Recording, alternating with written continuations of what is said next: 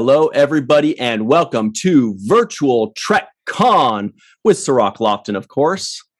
Hello, hello. My name is Ryan T. Husk, and today we are joined by somebody. First of all, he's got magic tricks that he was just showing us with his mouth, and he just showed you for a second there. But if you could believe it, he's worked in the makeup department, the art department, visual effects in Next Generation, Deep Space Nine, Voyager, Enterprise, even Star Trek, the original series. Somehow he's a time traveler, and today he's going to tell us Battlestar Galactica. Everybody loves it, and tons of other stuff. And especially today, he's going to tell us about Star Trek Picard and The Orville Season 3. It's going to be mind-blowing stuff. So sit back, relax, and enjoy. Mr. Doug Drexler. There we go. And he does his own stunts. Yeah. Damn glad to be here. Well, thanks very much for taking the time. So first things first, can you just explain to everybody, when I said Star Trek, the original series, everybody's like, nah, come on. But you worked on the remastered version, right? I did consult on the remastered. They didn't do everything I would have liked. What do they have, So, yeah.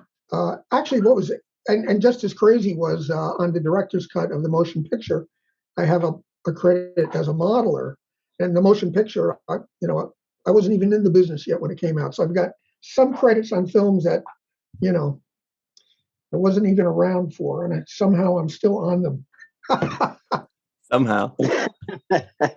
Oh, man, I wish I could claim that one. That'd be nice to get credits for stuff that I wasn't even on. Well, you can go on IMDb, and people give themselves credit everywhere. I find I have trouble on IMDb changing my credits, but other people seem to come onto my page and edit it, and it's nuts. But anyway, the point is that I'm the luckiest boy in the world. You seem like you got a lot of toys behind you too. Oh God, yeah. I mean, it's been my whole life. I was there when the show was first run. I watched the first season of the original series in black and white. But I'll tell you something. It's an education to watch the original series in black and white. Turn the color off sometime, take a look at it, and then take an episode of any show that came later.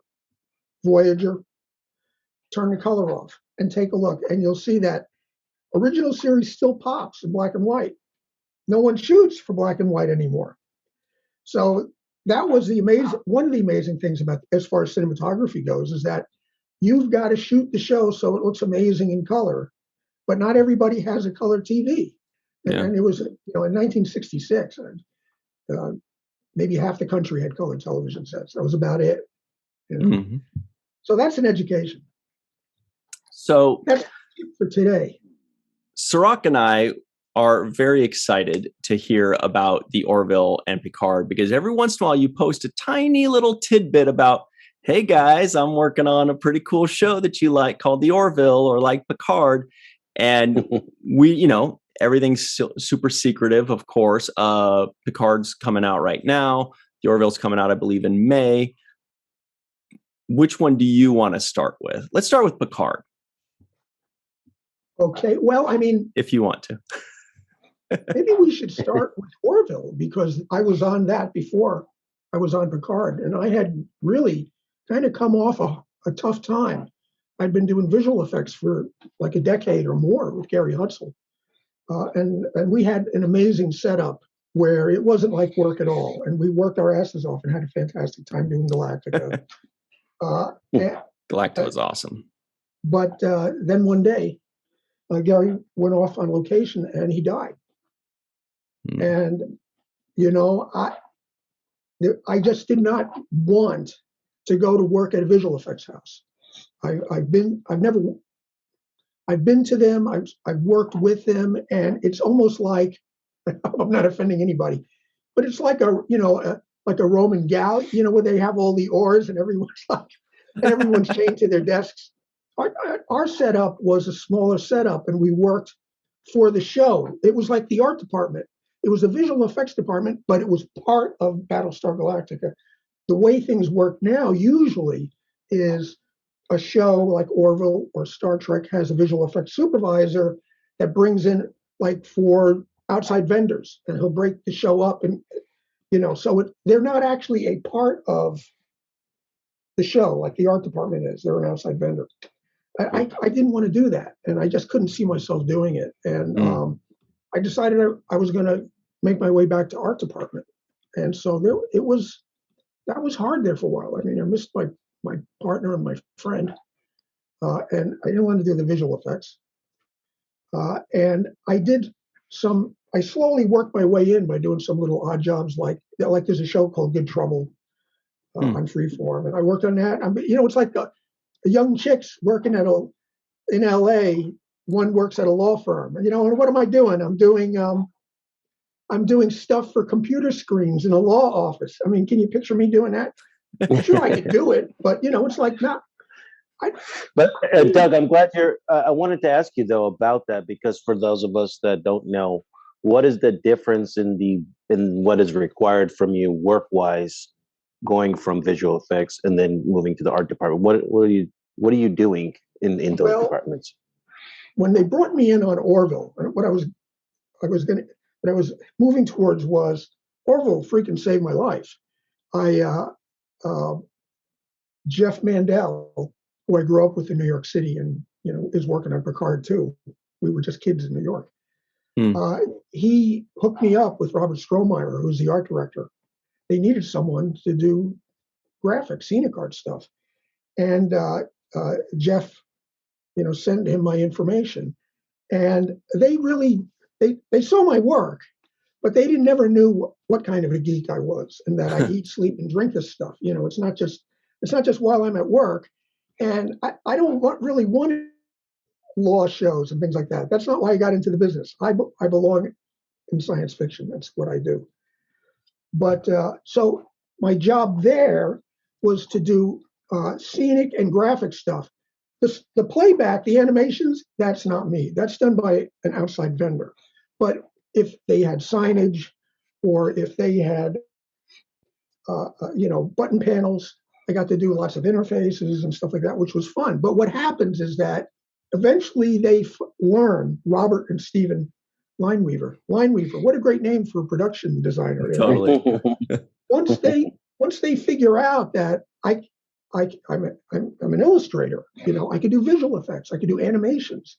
Once they figure that out, I was doing all kinds of stuff, not just graphics. I was doing conceptual illustrations and stuff like that, which is great fun. And they realized that, Robert told me later, he said, I had no idea what they were thinking, but after I left, Robert said they looked at each other and said, oh man, did we get lucky? Because how often are you going to find somebody who knows this stuff inside and out and has done, none of it's alien to me.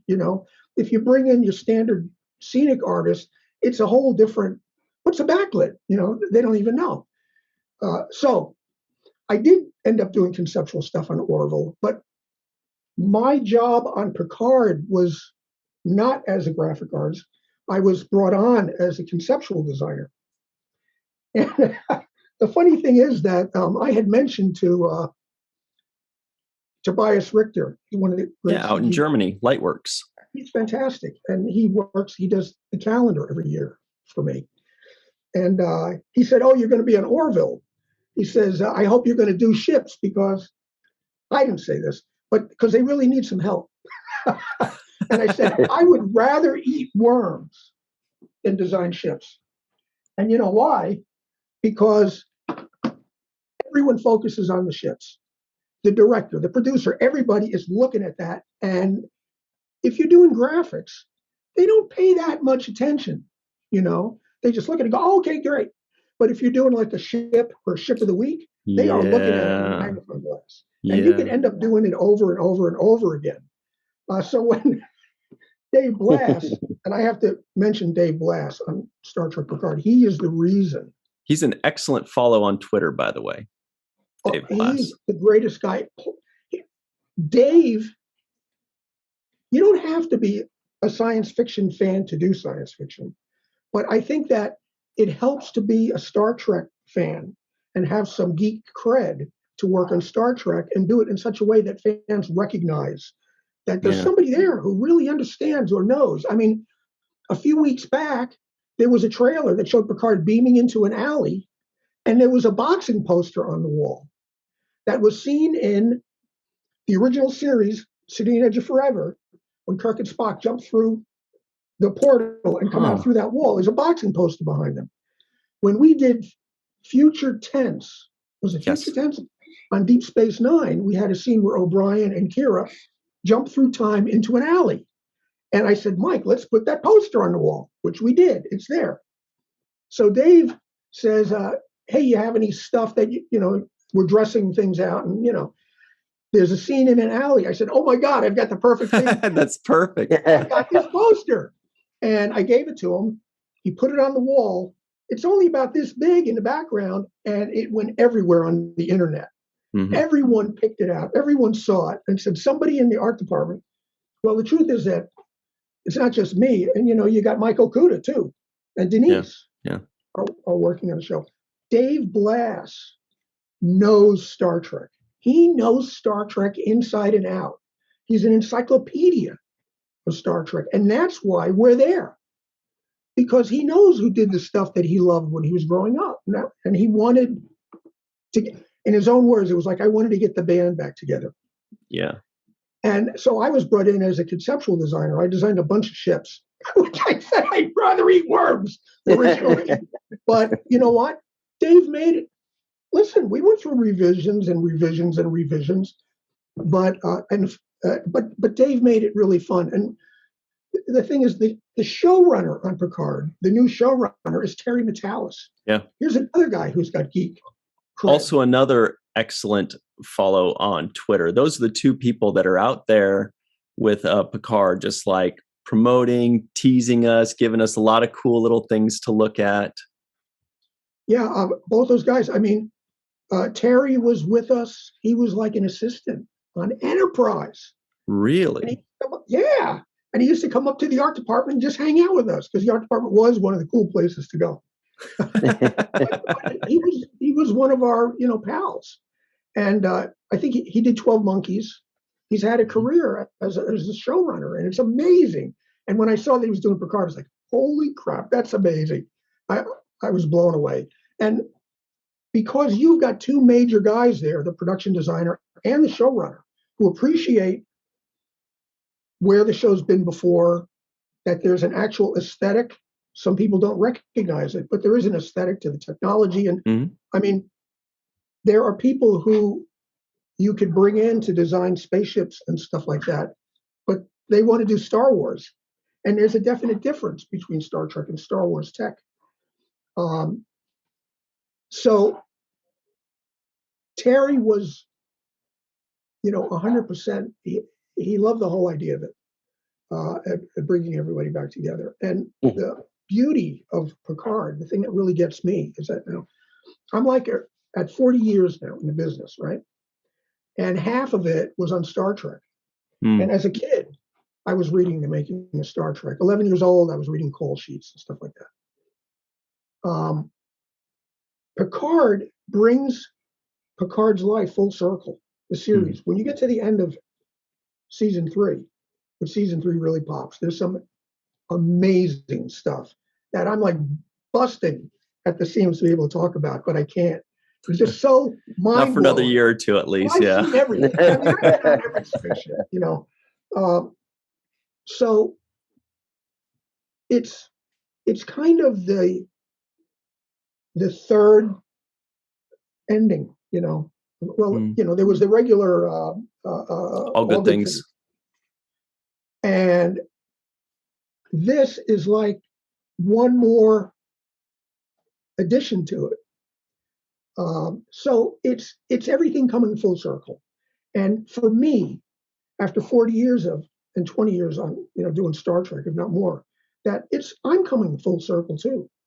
And I'm with that cast, which was the most fun cast I'd ever worked with in my entire career. Who was the most fun? What person specifically?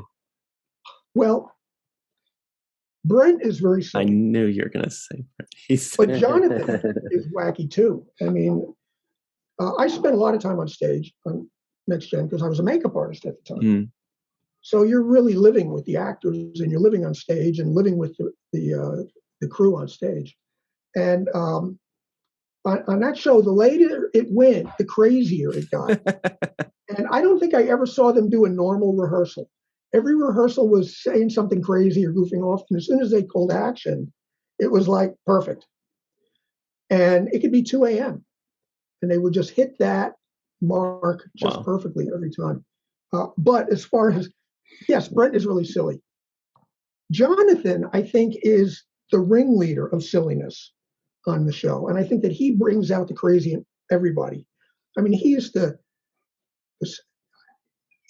bowl with Sparklets bottles on stage. He'd set up empty Sparklets bottles and take another bottle and, but these guys would be rolling around on the floor, wrestling with each other. And it was just, it was hilarious.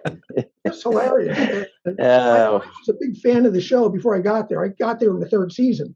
I drove from New York to Baltimore because it was airing one day earlier in Baltimore. So I drove down Next Generation. Nerd. First episode, drove all the way to Baltimore. And now I'm like standing right next to them as they're doing their scenes, and everybody really gets attached to everybody else, that I have such fond memories. I didn't get to, I spent some time on stage on DS9, but since I was, doing graphics with Mike Okuda, it would be just to put stuff in, take a look at it, see how it looks, make sure everything's okay. But I wouldn't be like living the, stage is, and Sirach will tell you, the stage is grueling. It could go into the next day, and depending on who your production manager is, they may bring in like pizzas for dinner and think that that's good enough, and you're like, oh God, I'm living on pizza and I'm staying up like 48 hours, Yeah. Actually, Next Gen had pretty terrific craft service, but I remember that on DS9 it wasn't that great. Sirach knows that. You mentioned that. I remember that too. Sirach said that he and Aaron would sneak over to Voyager to go check out their services. They right? had beautiful, Chino machines, and over on Team Space Nine, it was like to go down to the craft service table, and it would be cigarette butts and apple cores on a table. Jesus, but the stage is grueling, and you really, when you're under the gun with people, and that means the shooting crew and the actors, that there's a bond that forms that is like family, even if you haven't seen each other for 10 years, whenever you go through something like that, people don't realize how hard working on stage is. That's one of the things I like about the art department. So pretty much I go home no later than 6 o'clock. I like being able to count on that. But, I was on TNG doing makeup, and I was spending a lot of time on the Enterprise D. Mm-hmm. And I knew who Mike Okuda was. And I'd seen the work on the show, and I was really struck by it. It had style. It was recognizable. It looked very important. And when I got there and started working there, and I would have to kill a lot of time, I had my nose up against everything. And I'm like, oh my God, this guy is amazing. He's amazing. He's thought about every bit of this. And none of it is like clanking for me. So I finally eventually met Mike on stage. And I think I gushed. And I think I kind of embarrassed him. He could be shy if he didn't. And it was at that point that I knew there had to be some way I could get into the art department. And it was because of Mike. I was supposed to start in the art department on season 7, but the person who was leaving got cold feet and decided not to go. So I didn't get started in art department until DS9. And really, I'm running off at the mouth here. They probably want to talk about Picard and Orville. Hey, we like memory lane too. Yeah, we like memory lane. Yeah, DS9 was really special because it's the show where I made a kind of a quantum leap, into a different, and it's scary. And, I kind of enjoy being scared on the job, because when you're scared, especially in retrospect, it releases, adrenaline, and when it works, endorphins, and it's just like a hormone, rush.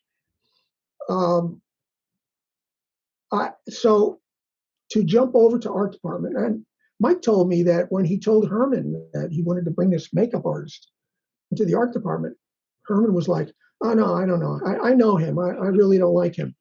And Mike told me that just like 2 years ago, and I was like, "Mike, I never even met Herman before." He was thinking of somebody else, Maybe that's why he's just like, that guy never comes and talks to me. I just saw Herman and Dan Curry on Saturday. They went up to the Picard stages in Santa Clarita to see some of the amazing sets that Dave Glass has done. And of course, it's always wonderful to see them. And Wow. next month, Mike and Denise at the Art Directors Guild Awards are getting a Lifetime Achievement Award. And we'll all be gathering for that. Herman will be there, and Dan Curry, and it's going to be great. And they so deserve it. They're two of my very favorite people. I mean, we're talking family, so that'll So be is that who? to talk about for real. What were you saying, Sirach? I was just going to say, was that who kind of brought you under the wing and was teaching you about the kind of the ropes? You mean Mike? Yeah. Yeah. Mike told me later that, you see, I'd never touched a computer before. And at that time, the art department, maybe Rick Sternbach had a computer and Mike Okuda had a computer. That was it. And Mike showed me stuff like Photoshop and Adobe Illustrator. I was like, oh my God, this. Because most people were drawing with a pencil at that time. And Mike said he was so impressed because I was going to start in 2 weeks, and I went and bought my first computer. And I crammed for 2 weeks on Photoshop and Illustrator so I could hit the ground running as best I could. And he was so amazed that I would do that. And I'm like, what? Wouldn't anybody do that? Mike's like, no. It's kind of my job. So to have someone, first of all, there's a certain thing that happens among people who are real fans.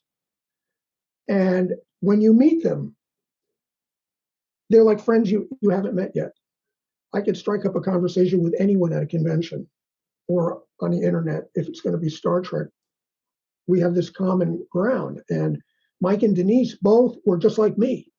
Watched the show first run, and there was nothing like it on television at all. And science fiction was pretty damn rare at that time. It was. Yeah. Yeah. A science fiction show was like, oh yeah, it's kid stuff. That's for kids. Science fiction was considered kid stuff in the 60s.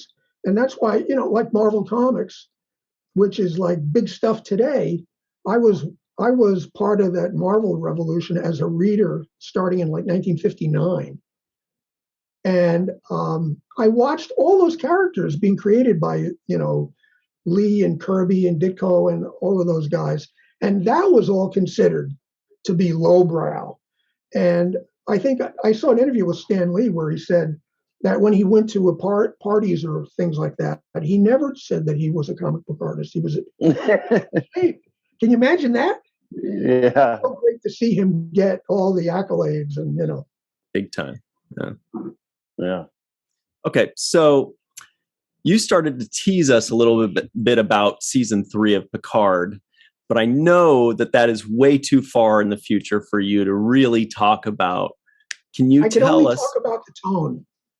Well, can you tell us first about the tone and the artistry of season 2 of Picard, and then lead into season 3 to whet our appetites? Well, the tone of season 2 is different than season 1. In my opinion, we see Picard more like we remember him in season 2.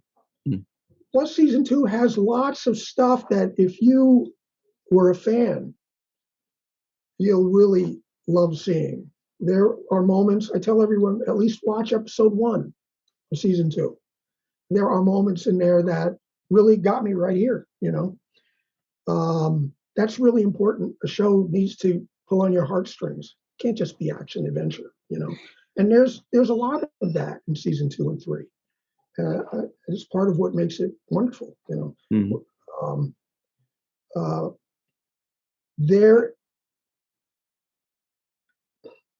I can't go into the plot, and the thing is that these shows are big arcs now. You know, it's like one like this until the end of the season. Yeah. We have more outer space this time, which everybody wants.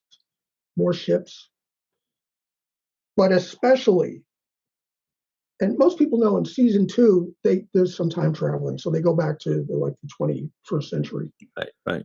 But season 3 becomes hardcore, the kind of stuff you remember on Next Generation. It's a lot of space stuff and a lot of people making tough decisions, and I can't talk about it. What I will say is my big thrill really was when Dave brought me in, he wanted me to be involved with ships with John Eves. And so basically anything's, well, not just Starfleet, but Alien 2, filtered through the two of us. One of the things that Dave could count on was that if I, you know, went over a ship from one end to the other, I made sure everything was there that people expect. You know, you can't just build a spaceship. If you're building a Starfleet ship, there's certain things that people want to see. They want to see an airlock. They want to see a phaser strip. They want to see the markings, the demarcations around the phaser strips. They want to see everything. It's the thing about Star Trek. It's like if you're going to build a starship, you go to Starfleet, you know, Material Command, and you say, well, I need 1,000 feet of phaser strip, standard phaser strip, and I need airlocks, and you know. So, but that's part of the what's exciting about watching Star Trek, that you can count on certain things. If it's a probe, we've all seen probes, and you need to recognize that whoever is designing this stuff knows the history of all of them and is combining it into something new. That you're wait. You're saying that Star Trek fans may notice if you do something different? You know, it's amazing to me that some of these shows, excuse me, that some of the Star Trek shows that are being done, and I haven't watched all of them, but there seems to be, not that they don't care, but they, and I don't want to say that they're not concerned either, but they don't seem to recognize that little things like that are really important to Star Trek fans. And that's how they're kind of taking your temperature, you know, when they watch the show. I mean, if you watch it and it goes against everything that you've seen before, or it's entirely new, or you don't see any kind of a connection, a thread between everything you watched already, not only are you disappointed, but I see people get downright angry at that. And once you start that kind of a cascade, it's hard to reel it in. I think that there's a lot here that Star Trek fans are really going to like and be happy about. I'm a really hardcore Star Trek fan. Hey, look, I mean, if I didn't like Picard, I probably wouldn't be talking about it right now. I'm because it would be hard for me to. I can't lie about it. Fortunately for me, Picard and Orville, we've got 2 seasons of some fun stuff, and I can't wait till season 3 of Picard. Doug, quick question: how do you compartmentalize ships and designs that you make for Orville or Battlestar or Star Trek? Like, do you just separate them in your mind and say, okay, this is for this category? How do you do that? Well, you know, by the time I got there was an aesthetic that had already been designed for interfaces and stuff like that. Personally, I didn't like it. Where? I thought it was on Orville. Orville, okay. I thought that I thought it was cluttered. I thought that it was too jam-packed. You know, one of the things I learned from Mike Okuda was that the graphics have to make interesting shapes in the background and out of focus. When you fill a panel with buttons from a distance, it just becomes a big bright blob that has no shape at all. I felt that Orville stuff looked like that and offended my aesthetic. Now, this isn't something that Star Trek owns, but it is one of the keynotes of Star Trek that the graphics. I'm not talking about the graphics on the new shows. I'm talking about when Michael, was doing it. Not only do you want to break the graphics up in a way that reads in an interesting way from a distance, is that you also want to have some areas where there are no buttons at all, that there should be buttons that are off, and there should be areas of activity and areas where nothing's going on. There's hot spots, there's cold spots. That also makes for interesting, and it gives the impression telling you something very important. And I'm running away here with crazy stuff probably nobody cares about. But oops. No, we care about it. This is just showing a little bit of the L cars that you're talking about. Yeah. I'm not sure where that L cars came from. That's not actually one of Mike's. But, blast! I shouldn't just Google. I should Google L cars Okuda next time. People find it hard to pick the colors because they're watching it on TV, and it depends on how your TV is tuned. Or maybe this is better. And also the fonts are always very important. Mike was, that looks authentic. Yeah, that looks like it. Yeah. Mm-hmm. So anyway, on Orville, how do I compartmentalize when I'm doing graphics for Orville and graphics for Star Trek? Well, for one thing, no matter what anybody says, come on, man, look at Orville. It's trying to look like Star Trek, particularly Next Generation. I mean, I've been in situations where a little tiny thing will get, like Seth MacFarlane would say, I don't like this number on this panel. It reminds me of Star Trek. And I'm like, have you looked around? Oh, whoops. How did that happen? It's intentional. They're trying to feel like Star Trek. That's their aesthetic. They've designed their own style of it, like the graphics are not the same. When I'm doing graphics for Orville, like I said, they have an established aesthetic. My job was to clean it up and make it look more organized, and like it really was telling you something important. I didn't do graphics for Star Trek on Picard. Jeff Mandel was the main lead graphic designer, and Mike Okuda was like the lead consultant on the show. And you will see L cars in Picard. Nice. This is the bridge. The bridges that Dave Blass built are some of the most beautiful bridges I've ever seen, and I haven't liked very many of them since, like the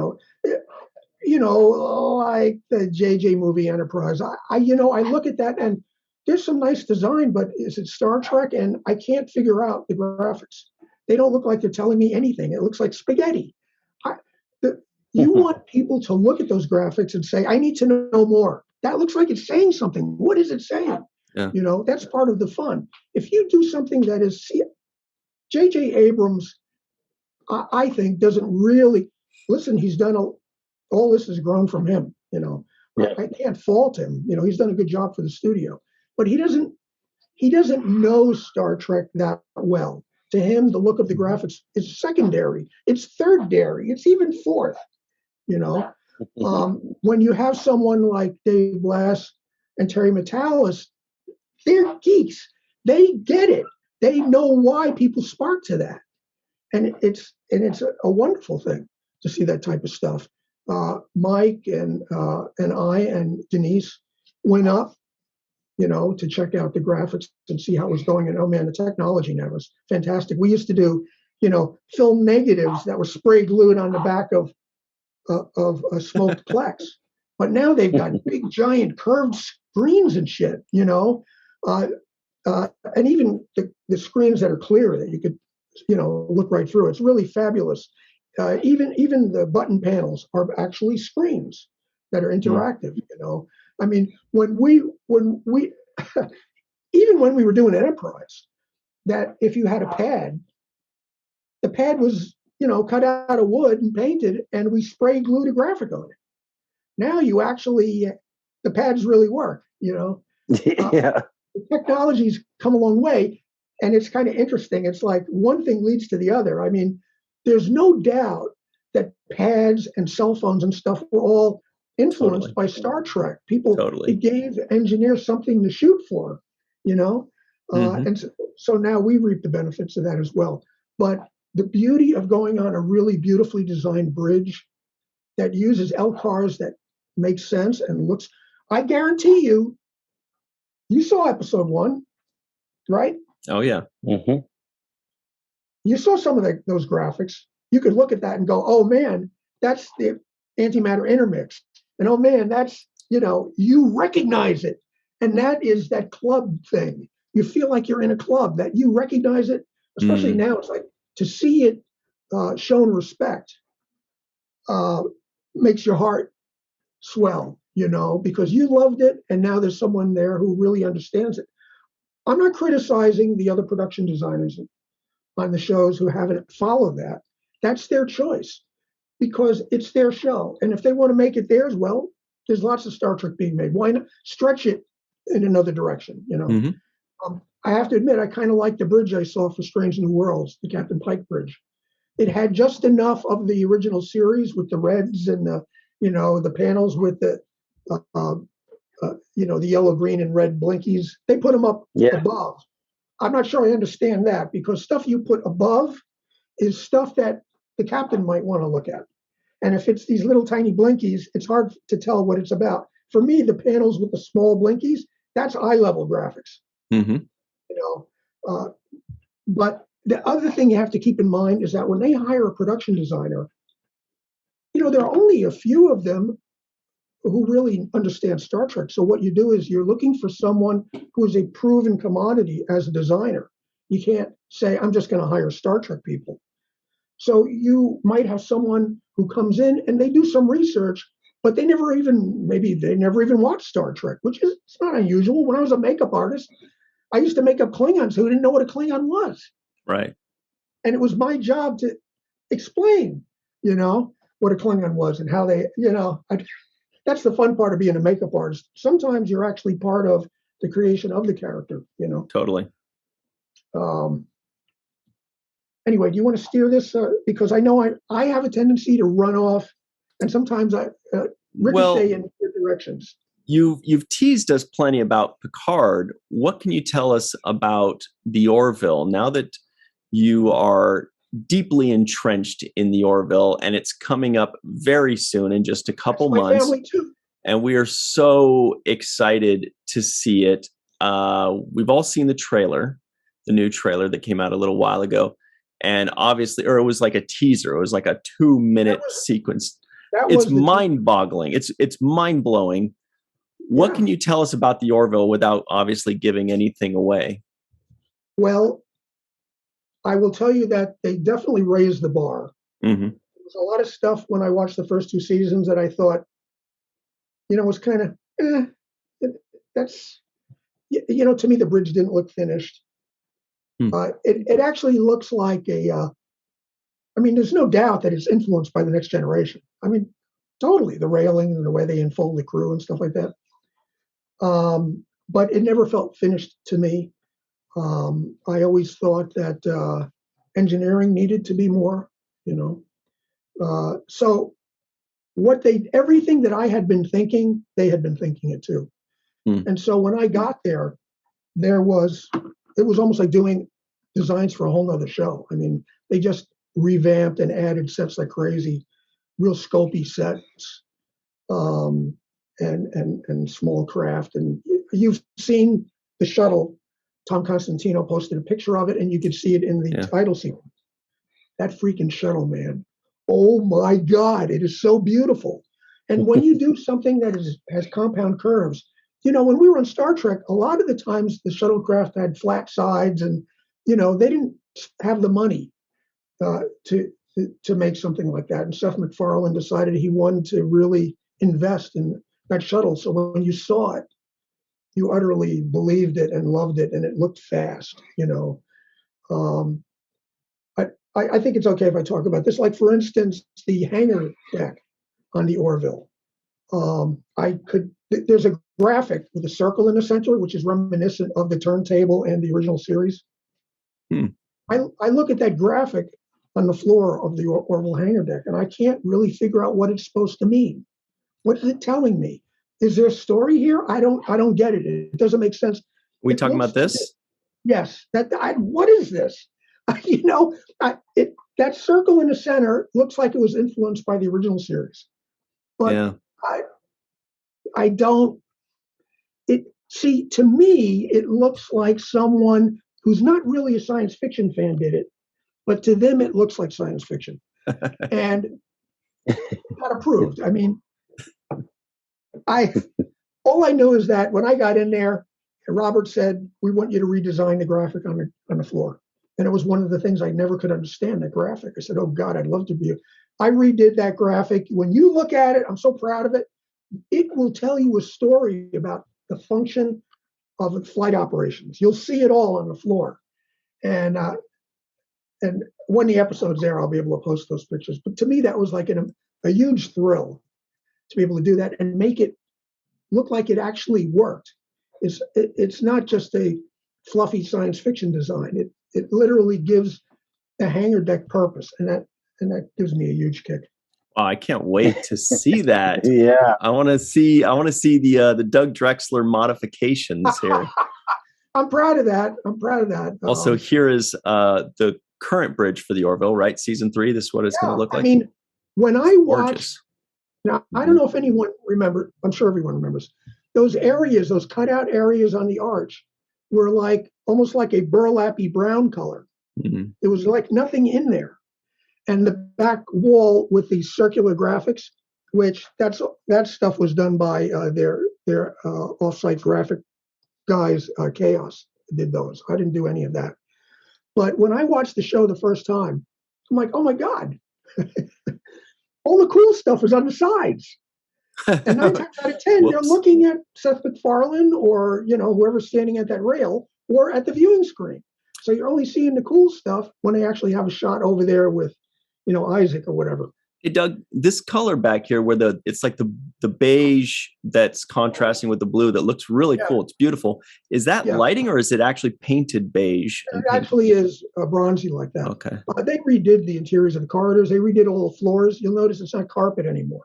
Yeah, wow. Which I looks so much better because it's picking up the light from all around it. When you have a carpet doesn't reflect. It just goes like it stops. Yeah, but the carpet is TNG style. Yeah. Well, you see, for TNG, that carpet was, the best Star Trek doesn't follow; it leads. Mm-hmm. And when they designed the D, they designed a spaceship interior that was unlike anything else we'd seen before. I mean, look at this bridge. Look at the Enterprise D bridge. It's designed not just to be a command area, but there's an aesthetic to it. It was very important to them for the bridge to have a beautiful aesthetic. I think that some of the bridges forget that, and they want to go back to that cockpit feeling, So anyway, when I watched Orville and I saw that arch in the background, I was like, oh my God, would I love to tear into that? And it was the first thing they gave me to do when I came to work. I can't believe it. I'm so excited. And it makes a huge difference. It makes a huge difference. But there's so much good stuff. And there's some things that I can't, I could talk about the shuttle because I know everyone's seen that. But sets have been upgraded and, because Seth is no longer a network show, if he wants to take more time to polish the shows, which he just did, it's not because they're behind, believe me. He's taken the time to do things that he thinks he wants to do it right. So he's like, I'm on Hulu. I don't have to stick to any network schedule. If I need a couple of months, I could do it.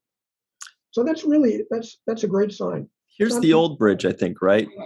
Now that you mention it, it does compared to the new bridge. Look at that. You're right. This whole area got changed and cleaned up and added stuff to all that. The bridge is so much better.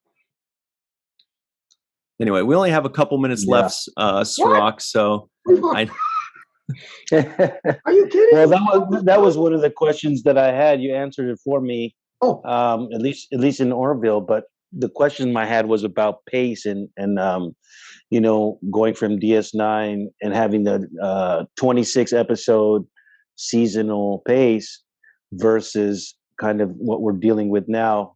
Just a little bit about how the pace suits you or doesn't suit you. I mean, we were doing 26 shows, and we would get in around September or something and work through to like May and do 26 episodes. And that was normal for us. It's better for people who work on the show, because now you're on a season for like 10 or 12 episodes and you're looking for another job already. That whole time I was on Star Trek, from TNG all the way to Enterprise, we were doing 26 episodes. As far as the pace goes, yeah, it was a lot to do, but we kind of enjoyed it. We enjoyed the crush, because we had good people around us, Herman and Michael Kuda and Denise and John Eves, and it was a party. We just had a big party doing all those episodes and had a wonderful time doing it, And nowadays, they definitely spend more money on the shows. And they take more time as well. I mean, some of these shows, when I was on the earlier Star Treks, and Orville actually too, there's one art director and one production designer. On Picard, I think Dave has like 4 art directors that are covering other sets and things that need to be done. Although they have more time and more money, it seems like the pressure and the crush is about the same as doing 26. In that respect, it doesn't seem that different. You're just getting fewer shows. They could do 26 in a year if they, wanted to. But that's just the model now. Wow. Well, 26 in a year would be nuts nowadays with the amount of attention they put in and the amount of money they put in. The fact that it's usually like 2 weeks per episode now. That would be, I mean, we would love it, but you guys would die. It would kill you. I've never minded that. I've been in different jobs that have different pressure levels. I mean, visual effects and makeup, very high pressure. Yeah. Those are the 2 hardest jobs I've done. Art department, I can remember some nights where they're going, "Oh my God, this is so much," and I'm thinking, "This is nothing." I come from visual effects and makeup, where it was like, "Oh my God, you're working 2 days in a row," or you have a makeup effect. Boy, that'll take it out of you if you have to do bullet hits and stuff. Now, computer is just. But when you were doing bullet hits on people with appliances, is the squib going to go off? I don't know. Here's hoping. Yeah, no, that's the way it was. I mean, I had some experiences. It was Year of the Dragon with Mickey Rourke. He gets shot through the hand. He's struggling with someone, got him from behind. He gets shot through the hand.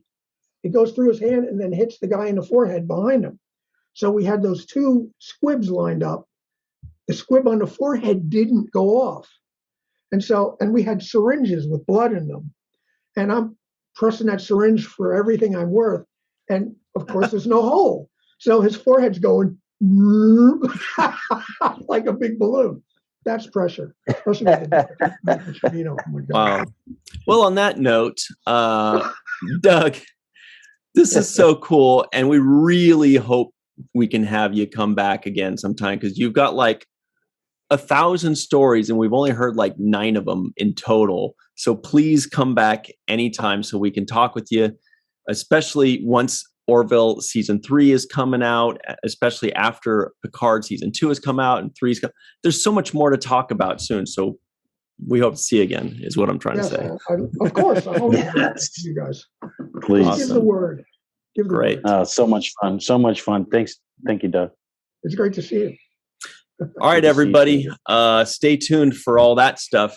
If Doug didn't get you excited for the Orville and Picard, then you need to check your pulse. You've got a wad of blood that's growing on your head that's not popping or something. Anyway, thanks very much, Doug. And thank you, everybody at home, We will see you on the next one. Bye. I mean, live long and prosper, right?